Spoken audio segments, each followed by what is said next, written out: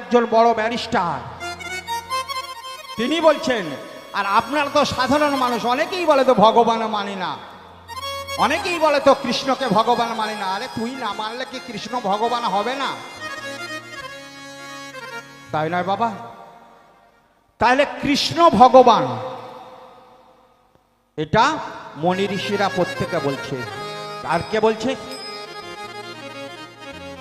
মহাত্মা গান্ধী তিনি বলছেন, বিবেকানন্দ তিনি বলছেন, রামকৃষ্ণ পরমহংসদেব তিনি বলছেন। আরো কত প্রমাণ দেব? তারপরেও কৃষ্ণকে ভগবান মানবেন না।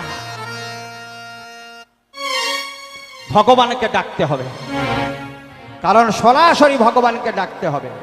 আর ভগবানকে ডাকলে আমি এমন টোটকা বলে দেবো, 1 মাসের মধ্যে তার কৃপা পাবেই পাবে। কিভাবে?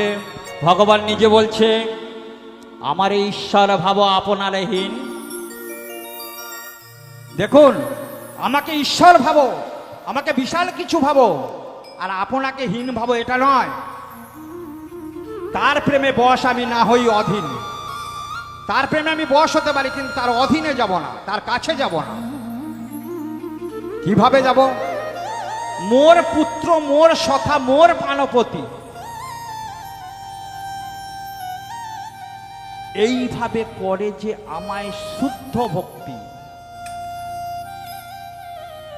আপনারা বড় মানো, মানো আপনাকে, আপনি বড় মহান, আর আমাকে আমাকে সমহীন, আমি তোমার সখা, আমি তোমার পিতা, আমি তোমার সন্তান, এইভাবে হই আমি তাহারও অধীন।